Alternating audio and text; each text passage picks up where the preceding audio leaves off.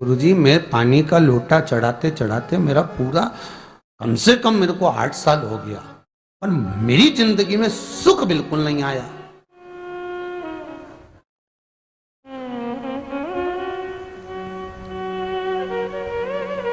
हमने कहा तूने कैसे चढ़ाया, वो भी तो सुने। तो क्या कैसे, क्या स्नान करा और मंदिर जाके लोटा चढ़ाया पानी का। अच्छा, अब मैंने कहा तू चुप रहे।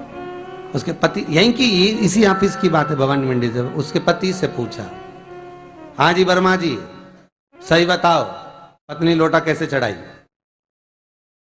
गुरुजी, ना जाने कहाँ के महाराज के चक्कर में पड़ी, लोटा भर के पानी चढ़ाने जाए, नहाने के बाद बच्चा इतना सा रो रहा, चिल्ला रहा, पर उसको टच तक नहीं करे, किसी चीज के नहीं छुए, और बिल्कुल कोरी की कोरी साड़ी पहने, धुली हुई, पहले ही बाथरूम में टांग के धर दे, उसको कोई छू नहीं सकता, टाविल टच नहीं कर सकता, और ऐसी जाके शंकर जी के फिर लोटा चढ़ाए।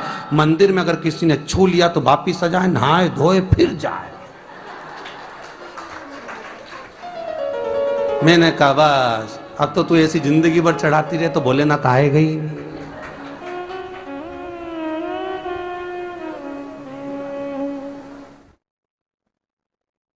सत्य बोलो रे, मिलेगा। कई लोगों ने पूछा शंकर को रिझाने के लिए कौन से कलर के कपड़े पहने कि शिव राजी हो जाए। शंकर को पाने के लिए कपड़ा बदलने की जरूरत नहीं होती, शंकर को पाने के लिए कलेजा बदलने की जरूरत होती है, शंकर मिल जाता है। कपड़े से शिव कभी नहीं मिला साहब। आप कौन से कलर के कपड़े पहन रहे हो, ये शिव प्राप्त नहीं करोगे हो। सफेद पहन लिए, लाल पहन लिए, केसर के पहन लिया, उससे शंकर नहीं मिल रहा हो। बहुत सारी रुद्राक्ष की माला धारण कर ली, हाथ में भी खूब सारा रुद्राक्ष पहन लिया, यहां पर भी पहन लिया, कान में भी रुद्राक्ष धारण कर लिया, जटा पे भी रुद्राक्ष लगा लिया, उससे शिव नहीं मिलने वाला हो।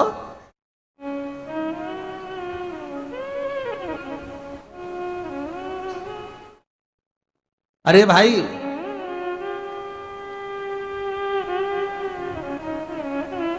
किसके पास में जा रहे हो आप जल चढ़ाने के लिए?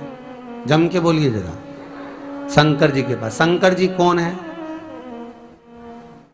तुम्हारे कौन से मतलब नहीं है। भगवान को तो केवल इतना मतलब है कि आप मन कैसा लेकर आए हो। ये तन साफ करने से, स्नान करने से, खूब रगड़ रगड़ के नहाने से, लक्स पेयर से, खूब घिस घिस के नालों ने, क्रीम ने, पाउडर, डेंटिंग पेंटिंग करके फिर भगवान के पास जाओ और बढ़िया 2-4 घंटे तक फैशन करके भगवान को रिझाओ, भगवान रिझेगा? अरे गर्ग संहिता में लिखा है कि शंकर को एक बार प्रणाम करने का फल क्या है कि 10 अश्वमेध यज्ञ के स्नान का जो फल होता है वो मात्र शंकर को प्रणाम करने से मिल जाता है। कितना?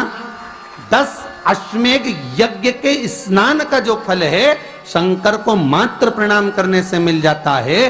पर गर्ग संहिता कहती है कि 10 अश्वमेध यज्ञ के स्नान के बाद भी मनुष्य का जन्म वापिस मिल सकता है। मतलब वापिस तुम्हारा जन्म हो सकता है, किसी भी रूप में हो, जन्म हो सकता है। पर शिव पुराण कहती है, गर्ग संहिता कहती है, स्कंद पुराण कहती है, नर्मदा पुराण कहती है कि महाराज इतना जरूर है कि शिव को प्रणाम करने का फल उतना है कि 10 अश्वमेध यज्ञ के स्नान का फल मिल जाता है। पर गर्ग संहिता कहती है कि शंकर के चरणों में अगर प्रणाम कर लिया तो ये पक्का है कि अश्वमेध यज्ञ का फल भले कट जाए पर शंकर के प्रणाम का फल नहीं कटता, उसका वापिस जन्म नहीं होता और वो शिव का हो जाता, वो शंकर का हो गया, फिर उसका जन्म नहीं है महाराज।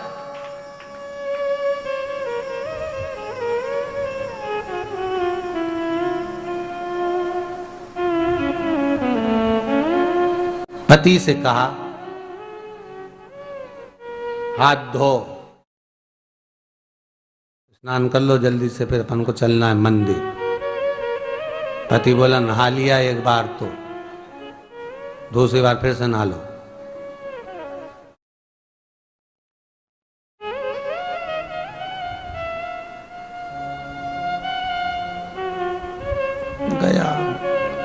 नी के ना माने तो कई घर में चंद्र घंटा से माथा बिड़ा, स्नान करा फिर आया। चल पलंग पे काय को बैठ गए?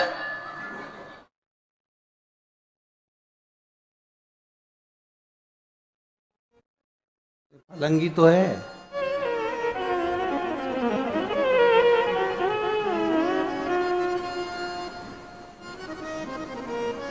फिर से नहा के आओ। ये फिर नहावाने भेज दिया। होता एक सास बेचारी मायके जाना था, मौसी की यहाँ शादी थी।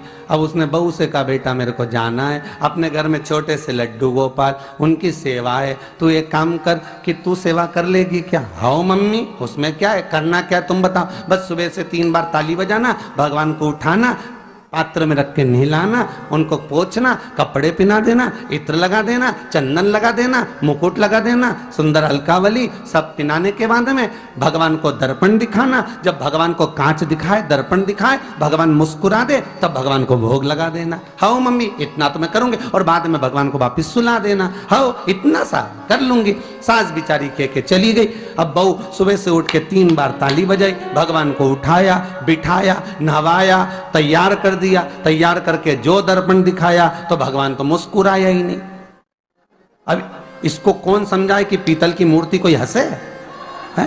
पर उसने तो विचार करा कि सास कह के गई भगवान जब मुस्कुरा दे तो उनको भोग लगा देना। अब भगवान तो कोई मुस्कुराए नहीं, ये दर्पण दिखाया। इसको लगा कि मेरी सेवा में कोई कमी रह गई। इसने भगवान का कपड़ा वपड़ा वापिस उतारा, इनको वापिस रजाई में सुला दिया। अब भगवान को वापिस रजाई में सुलाया, फिर आ गई, 3 बार फिर ताली बजाई, भगवान को फिर उठाया, फिर बिठाया, बिठाने के बाद में फिर उनको कपड़े वपड़े पहनाकर फिर दर्पण दिखाया, पर भगवान तो मुस्कुराया ही नहीं। ये वापिस इस सेवा में गलती रह गई। वापिस इसने सब कपड़ा उतारा, भगवान को फिर सुला दिया। सुबह 8 बजे से नहवा रही, कपड़े पहना रही और सुला रही। 1 बज गई।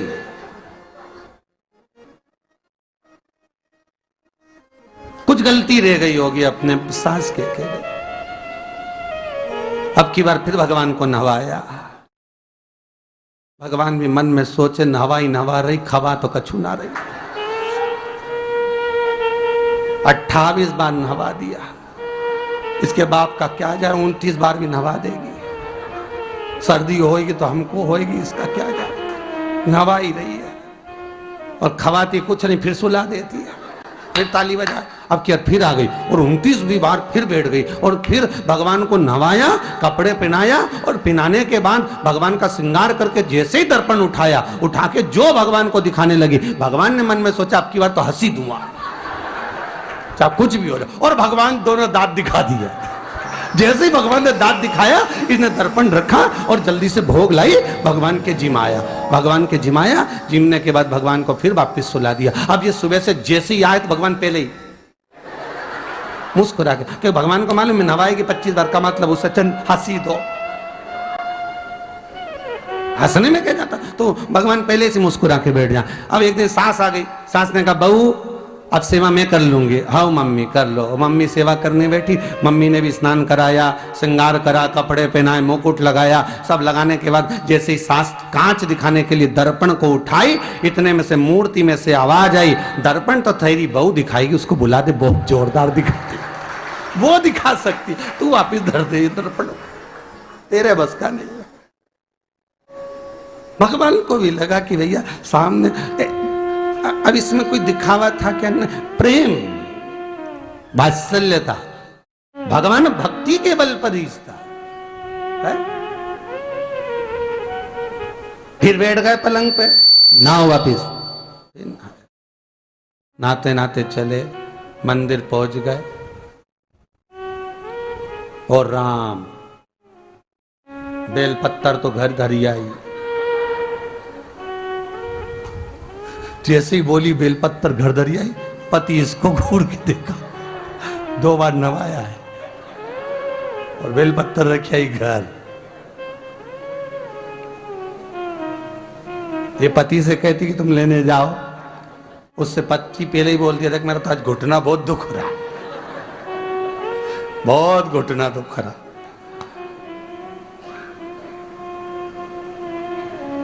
ठीक है, तुम बैठो, मैं आई अभी घर से। अब घर जाते जाते मालूम पड़े फिर कहीं का कोई छुआ गया तो नहाने बैठ गई। फिर आई, इसकी जो पूजन की थाली रखी थी, कोई भगत आया बेचारा, उसने सोचा मंदिर की थाली है, सब चढ़ा चुड़ू के चले गया सब। पति से बोली तुमने अकेले ही पूजन कर ली, मैं तो करा ही नहीं। ये नंदी जहां बैठा उसके पास में बैठा, मैंने हाथ नहीं लगाया। तो ये सामान कौन चढ़ाया? इनकी आई थी, सब चढ़ाया। तो क्या शर्म नहीं आई? बेलपत्तर तो था ही नहीं। तो क्या सियोर वाला महाराज की कथा सुनी थी, शंकर जी पे से उठा लिया, धो के चढ़ा के वो गई, वो चली गई।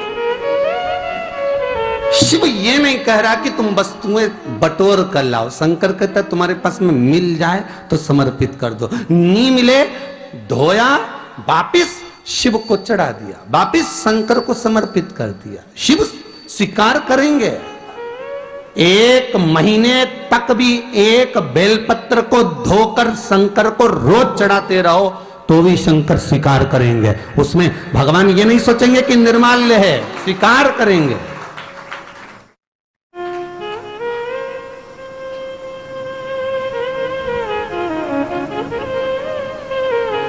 पर इसका मतलब ये नहीं है कि तुम मंदिर की, घर से अगर पास में लगी हो, नजदीक में लगी हो, 8, 10, 15 घर छोड़कर कुछ थोड़ी दूरी पर भी बेलपत्र लगी हो तो लेकर जरूर जाना, नहीं तो कहीं कहीं की इतनी आलसन। उन्होंने कहा सियोर वाला महाराज बोला तुम तो उठा उठा के चढ़ा दो। तो भगवान के मंदिर में ही बेलपत्र नहीं जाए मालूम पड़े हो, तो ऐसा नहीं है कि नहीं जाए वाला, जाओ, पास में लगी हो तो लेकर जरूर जाओ।